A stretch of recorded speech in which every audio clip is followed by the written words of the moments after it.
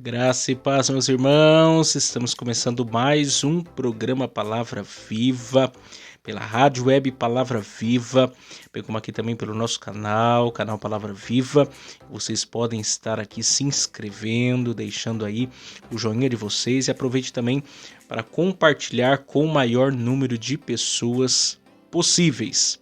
Hoje nós iremos tratar aí sobre a rejeição de Israel e os planos de Deus. Então vamos ouvir a nossa vinheta e nós voltamos já já.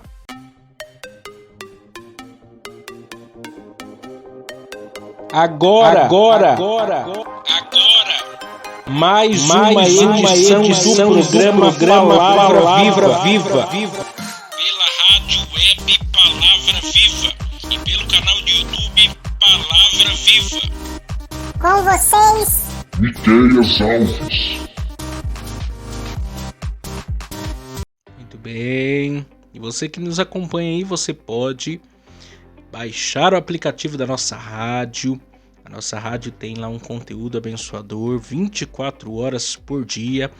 E ao meio-dia, às 21 horas, vai ao ar o nosso programa, o programa Palavra Viva. Um pouco diferente da maneira que vocês acompanham aqui no YouTube. Lá nós temos a possibilidade de colocar música. Então você ouve o nosso programa e ainda tem a oportunidade de ouvir algumas músicas também. Então você pode acompanhar lá no seu horário de almoço ou no final do dia às 21 horas pela Rádio Web Palavra Viva. Eu gostaria muito que você baixasse lá o nosso aplicativo e compartilhasse também com o maior número de pessoas possíveis. Eu também quero aqui fazer duas indicações para vocês. Uma é da mensagem pregada na segunda-feira pelo pastor Rafael Oliveira. É uma mensagem abençoadora para vocês que ainda não acompanharam, não observaram essa mensagem, e também para vocês assistirem o nosso podcast que foi lançado segunda-feira, falando sobre a ira com o meu amigo presbítero Adelson. Vá lá conferir, o link está aqui na descrição, você pode acompanhar aí esse podcast também abençoador. E se inscrever lá no canal também Palavra Viva, aliás, se inscrever lá no canal Miqueias Alves, canal novo, esse canal Miqueias Alves eu criei agora no começo do ano e tem um conteúdo diferente do que vocês veem aqui. Então vá lá se inscrever para vocês não perderem nada. Nós vamos ouvir aí os nossos patrocinadores. Logo em seguida vamos falar sobre a rejeição de Israel e os planos de Deus. A rejeição de Israel e os planos de Deus, iniciando hoje aí a exposição do capítulo 11 da carta de Paulo aos Romanos. Então, não saiam daí.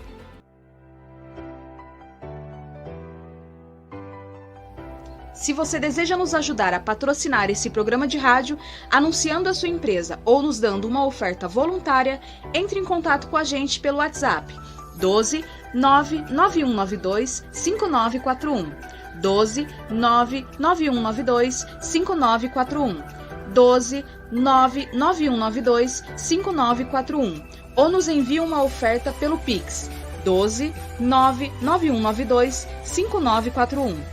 12 99192 5941, 12 99192 5941.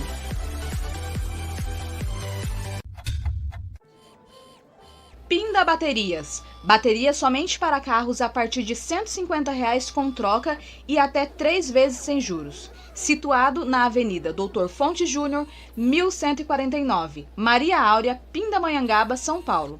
Telefone 12 3648 8135 ou 12 99191 3026. Tratar com Neide Ramos ou Cláudio Bueno. Serralheria Venâncio. Para confecção de portão basculante, grade, portão de correr, cobertura de policarbonato e toldos. Telefone 12 98222 2300. Tratar com Cláudio Venâncio.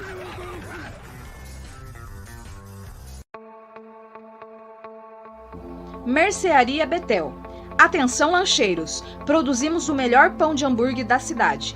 Situado na Rua Bulgária, 355, Pazim, Pindamonhangaba, São Paulo. Telefone 12 98896 3701.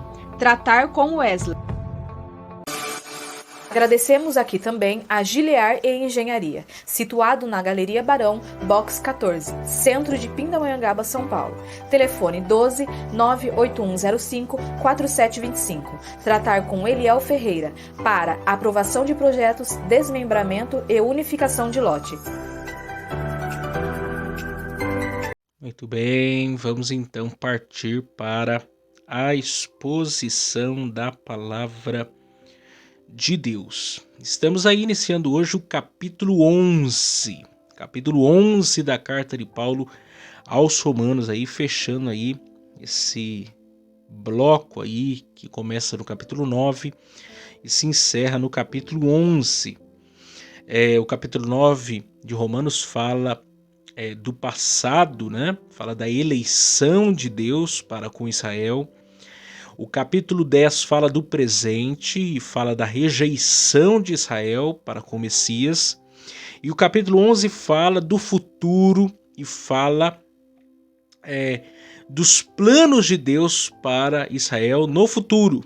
Então, esse capítulo 11 fecha esse capítulo aqui falando sobre a questão de Israel, dos judeus e como haverá salvação, como se procederá a questão da salvação para os judeus. E hoje então vamos falar sobre a rejeição de Israel, os planos de Deus. Eu quero ler com vocês Romanos capítulo 11, os versos 1 a 10. Romanos capítulo 11, versos de número 1 a 10, que nos dizem assim: Digo, pois, porventura rejeitou Deus o seu povo? De modo nenhum. Porque também eu sou israelita, da descendência de Abraão, da tribo de Benjamim. Deus não rejeitou o seu povo que antes conheceu? Ou não sabeis o que as Escrituras diz de Elias, como fala Deus contra Israel, dizendo: Senhor, mataram os teus profetas e derribaram os teus altares, e só eu fiquei, e buscam a minha alma? Mas que lhe diz a resposta divina? Reservei para mim 7.000 varões que não dobraram os joelhos diante de Baal. Assim, pois, também agora, neste tempo, ficou um resto, segundo a eleição da graça. Mas se é por graça, já não é pelas obras. De outra maneira, a graça já não é graça. Pois que o futuro de Israel buscava... o que Israel buscava não alcançou, mas os eleitos alcançaram e os outros foram endurecidos. Como está escrito, Deus lhes deu espírito de profundo sono, olhos para não verem, ouvidos para não ouvirem, até o dia de hoje. E diz Davi, torne-se-lhes a sua mesa em laço e armadilha, e em tropeço a sua retribuição. E escureçam-se-lhes os olhos para não verem, e escureçam-lhe continuamente as costas. Então vamos entender esse texto aqui, porque o capítulo 10 havia sido encerrado falando sobre a rejeição de Israel para com Deus. Esse Deus que se revelou para esse povo, esse Deus que o tempo inteiro chamou eles ao arrependimento, não foi por falta de oportunidade, não foi por falta de pregação, de pregadores, de mensagem, de nada. Esse povo, mesmo assim, rejeitou a Jesus, rejeitou o Messias.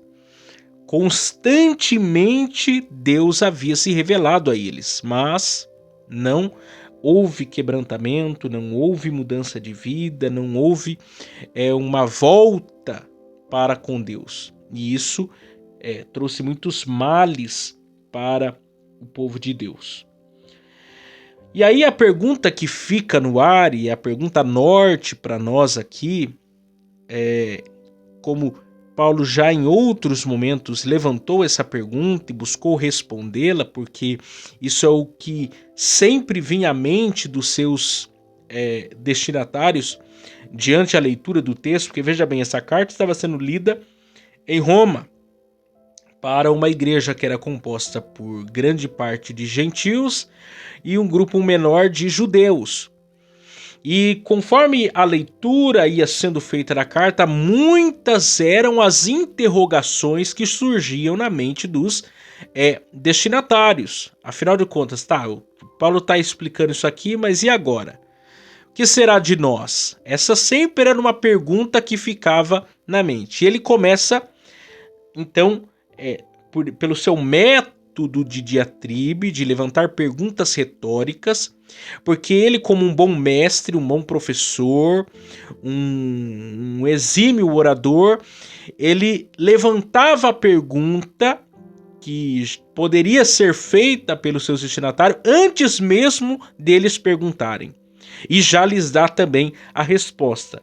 É o capítulo 11, verso 1 que diz: porventura rejeitou Deus o seu povo? Porque essa pergunta, o povo de Israel havia rejeitado a Deus por não crer em Jesus como Messias. Pergunta é: Deus rejeitou totalmente o seu povo? O povo rejeitou a Deus, o povo não quis crer em Jesus como seu Salvador. Mas e agora? Então Deus vai rejeitar esse povo e esse povo não vai ter esperança? Qual será o futuro desse povo? As promessas de Deus vão cair em descrédito, tudo ficará à mercê. Agora a igreja será composta só de gentios, não haverá mais judeus na igreja. Como que nós vamos lidar com isso? Essa é uma pergunta que surgia naturalmente para a mente dos leitores, dos destinatários. Então Paulo levanta essa pergunta e ele mesmo responde essa pergunta e nos dá algumas respostas muito válidas para nós entendermos a questão da posição de Deus para com o seu povo, porque Israel havia rejeitado a Deus, mas Deus não havia rejeitado totalmente o seu povo. E aí Paulo nos dá uma resposta convincente a respeito disso. Então a primeira aí é o seguinte: o próprio Paulo era um exemplo vivo de Deus, um exemplo vivo de que Deus não havia rejeitado totalmente o povo judeu. Observe aí comigo o verso 1. Digo, pois, porventura rejeitou Deus seu povo? De modo nenhum. Porque também eu sou israelita, da descendência de Abraão, da tribo de Benjamim. Então, a pergunta respondida pelo apóstolo Paulo aqui começa por ele mesmo. Afinal de contas, Deus rejeitou então o seu povo porque o seu povo rejeitou ele, o rejeitou de igual modo? Não. Eu sou a maior prova disso, eu sou o maior exemplo disso, porque eu sou israelita, diz Paulo. Eu sou hebreu de hebreu, eu sou fariseu de fariseu. Eu sou descendente de Benjamim, sou descendente de Abraão.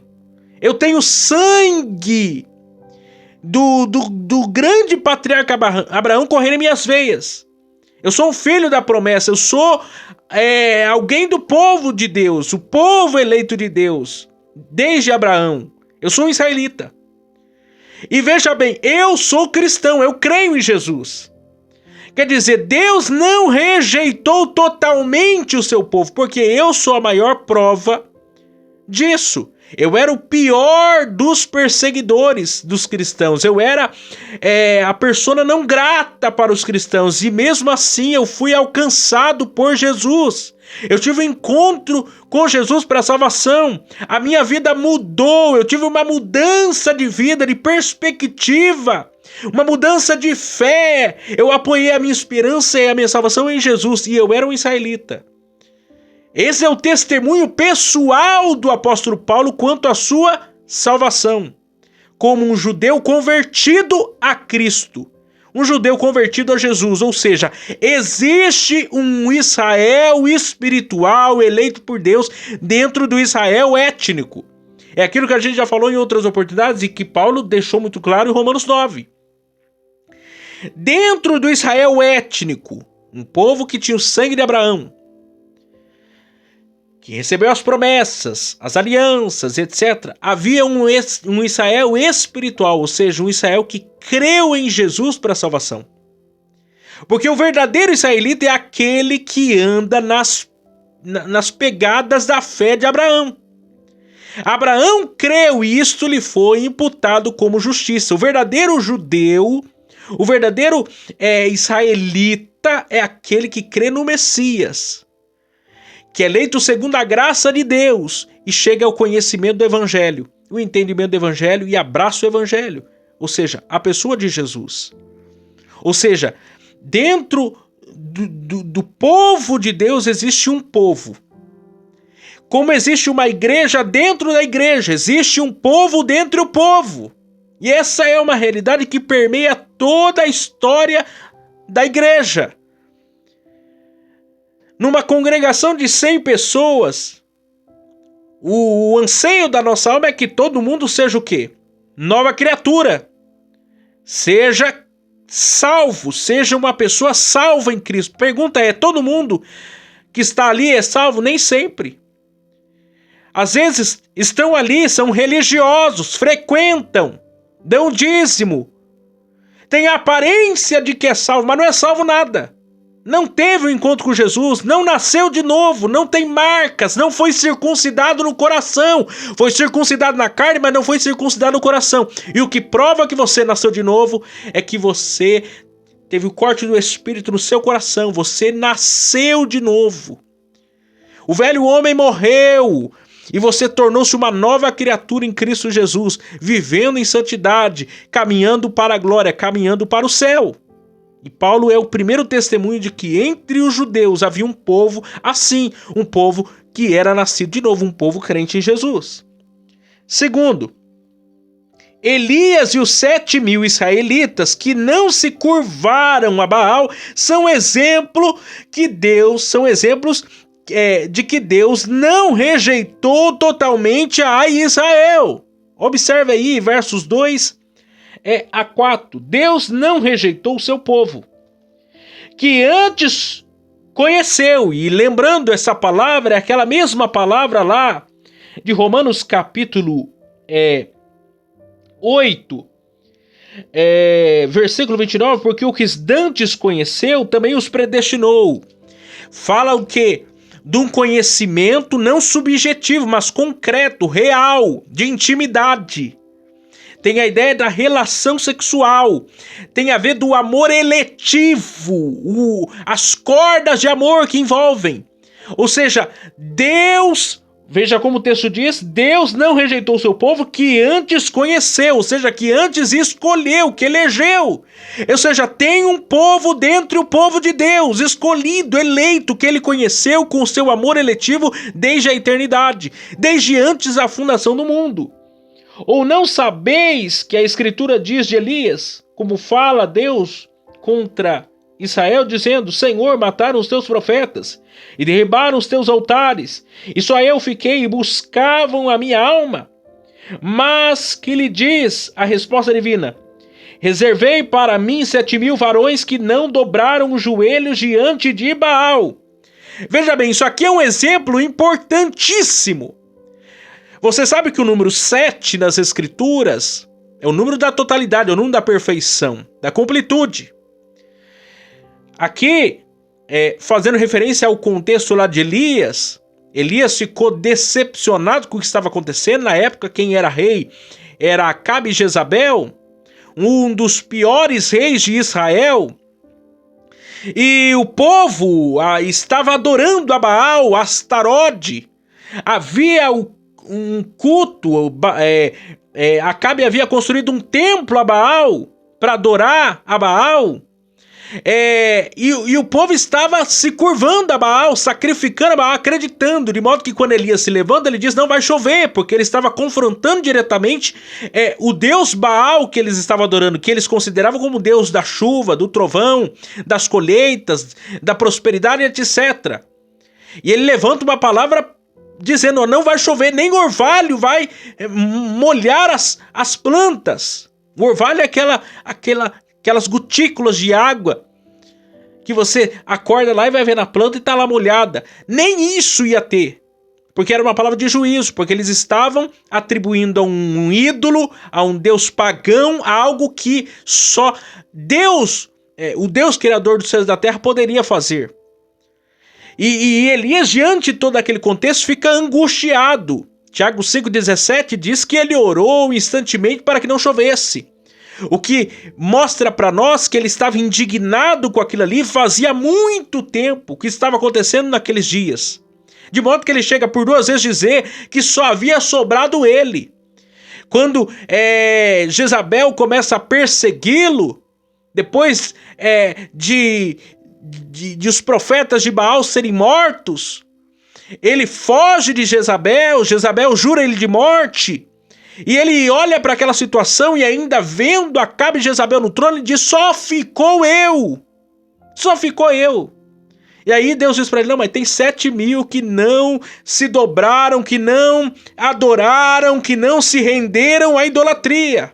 Tem um povo dentre o meu povo. Tem um Israel dentro de Israel. Porque essa é a verdade, sempre haverá um remanescente entre o povo de Deus. Sempre haverá. Veja bem, na época do dilúvio. Quantas pessoas se salvaram diante do dilúvio?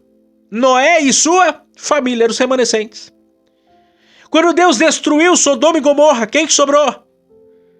Uma família. No período de Acabe, 7.000. Quer dizer, Deus sempre tem um povo. Dentre o seu povo. É o povo eleito, é o Israel espiritual. É o Israel que crê na promessa, que vive pela fé, de fé em fé, de glória em glória. Ou seja, Deus não rejeitou totalmente o seu povo. Embora eles o tenham rejeitado, ele não rejeitou totalmente. Porque existe um povo eleito entre o povo de Israel e que Deus está chamando para a salvação. Como até nos dias atuais, tem muita gente que está lá na igreja, que cultua, que tem tudo isso aí, aparência de cristão. Mas a verdade é que dentro desse povo tem um povo apenas. Tem os eleitos de Deus, tem os sinceros, tem os verdadeiros nascidos de novo. O joio, ele anda com o trigo, mas trigo sempre vai ser trigo, e joio sempre vai ser joio. E naquele grande dia Deus vai separar joio de trigo. E o trigo vai para o celeiro, e o joio vai ser o quê? Queimado pelo fogo. É isso que vai acontecer naquele grande dia, porque existe um povo dentre o povo de Deus, existe uma igreja dentre a igreja de Deus. Uma igreja será arrancada de dentro da igreja. Porque tem muita gente que tem aparência de salvo, mas não é salvo. Tem aparência de convertido, mas não é convertido. E naquele grande dia não vai ficar... Não vai ter a possibilidade de entrar. Vai ter possibilidade de enganar ninguém para entrar. Não vai entrar. Simplesmente não vai entrar. Terceiro. Os israelitas contemporâneos de Paulo, como os dos dias atuais, são exemplo de que Deus não rejeitou Israel. Versos 5 e 6. Assim, pois, também, agora, neste tempo ficou um resto, segundo a eleição da graça. Mas é por graça, já não pelas obras. De outra maneira, a graça já não é graça. O que é isso aqui? Nos dias de Paulo, como nos nossos dias atuais, os judeus, um povo que tem o sangue de Abraão correndo em suas veias, está sendo chamado para a salvação, estão crendo em Jesus, segundo a eleição da graça. Não porque estão buscando a salvação pelas obras, não, mas porque reconheceram que a salvação é pela graça mediante a fé. Paulo está falando isso, ele é um exemplo disso. Quando Paulo, eu já falei isso, ele ia em cada cidade que ele chegava, onde havia uma colônia judaica, ele primeiro ia pregar aos sábados na sinagoga. Alguns criam em Jesus, outros não. Ou seja, existe um povo que vai confessar Jesus como Salvador, outros vão rejeitar, mas o fato é que os propósitos de Deus serão concretizados. Às vezes, uma vez eu conversando com alguém, E na verdade, a pessoa tem uma interpretação completamente equivocada sobre a questão da salvação. Porque, por exemplo, existe uma promessa e Deus ele tem fins, é o que o capítulo 11 aqui está querendo dizer para nós. Deus não rejeitou o seu povo. Há um propósito de Deus para Israel. Existe um propósito de Deus para Israel. Deus está salvando Israel. Existe, por exemplo, judeus messiânicos que creem em Jesus. Que creem em Jesus para a salvação. E serão salvos. Porque a salvação está em Jesus. E existe, por exemplo, promessas relativas a Ismael. Os árabes, como um todo, fazem parte desse grupo e são um número gigantesco. Hoje quase, talvez maior do que o próprio número dos cristãos no mundo. E alguém ainda falou assim pra mim, mas eu acredito que diante de todo esse povo, Deus vai fazer uma coisa, vai fazer uma obra. Sim, Deus vai fazer uma obra e está fazendo a obra. A obra é o Evangelho, a obra é Jesus. O Evangelho é para todos os povos, línguas, tribos e nações. O Evangelho é a salvação. Jesus é a salvação para todos os povos. Para todos os povos. Para judeu, para gentil, para árabe, para chinês, para japonês, para coreano, para brasileiro, para argentino. O Evangelho é para todo mundo.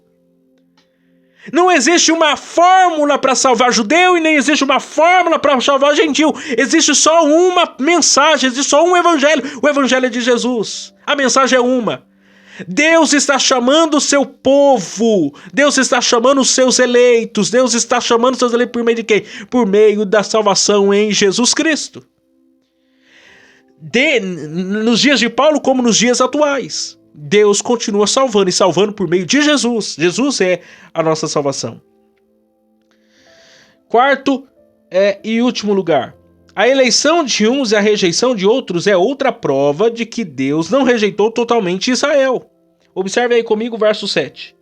Pois que o que Israel buscava não o alcançou, mas os eleitos o alcançaram. E os outros foram endurecidos. Como está escrito, Deus lhes deu o espírito de profundo sono, olhos para não verem e ouvidos para não ouvirem, até o dia de hoje. E Davi diz, tornar-se-lhes a sua mesa em laço e em armadilha, em tropeço por sua retribuição. E escureceu-lhes os olhos para não verem e encurvem-se-lhes continuamente as costas. Observe isso aqui. Os israelitas buscavam a salvação, mas não encontravam. Por quê?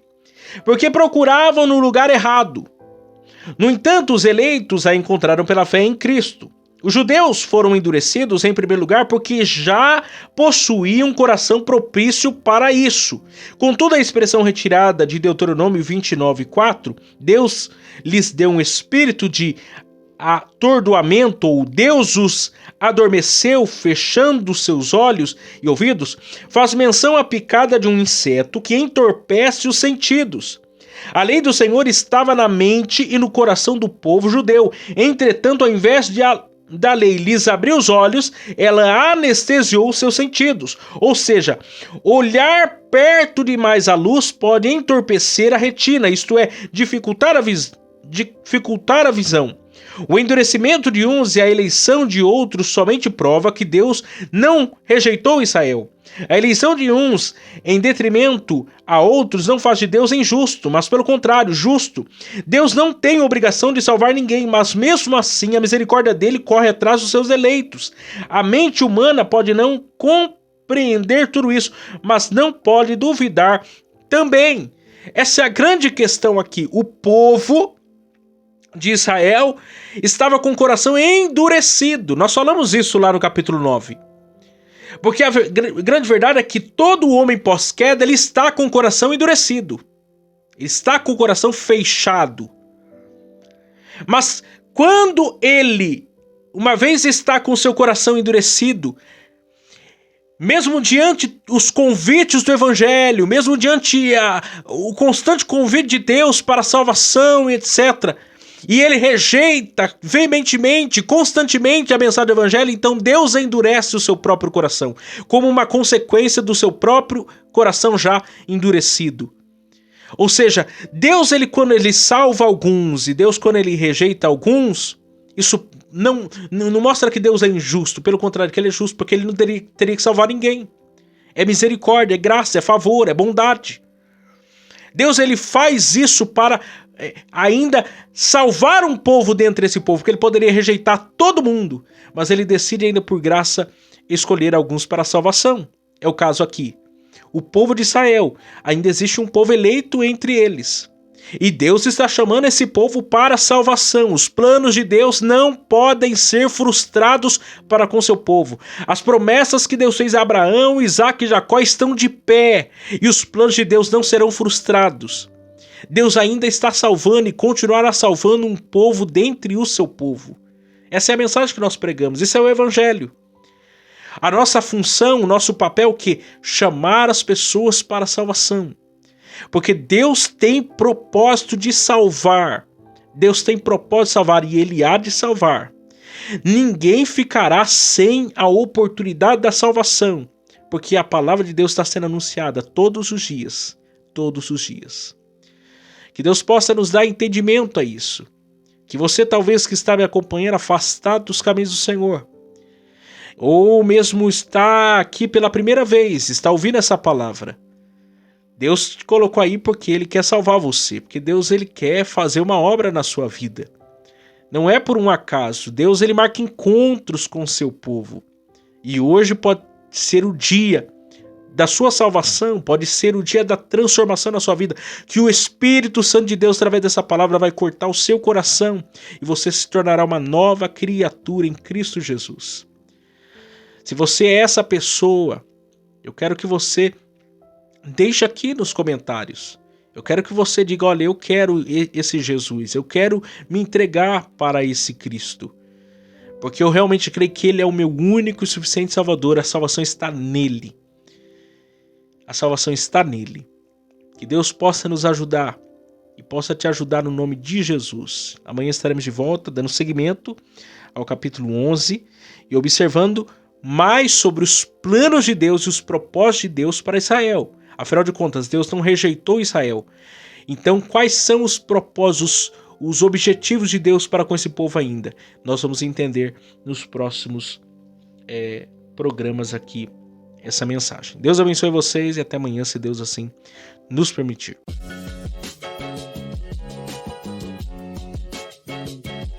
Chegamos ao final de mais um programa Palavra Viva. Vocês que nos ouviram pela rádio web Palavra Viva e para vocês que nos acompanharam pelo canal de YouTube Palavra Viva. Aproveitem, se inscrevam no canal, deixem o seu joinha e compartilhem com seus amigos. Até a próxima vez. Tchau, tchau.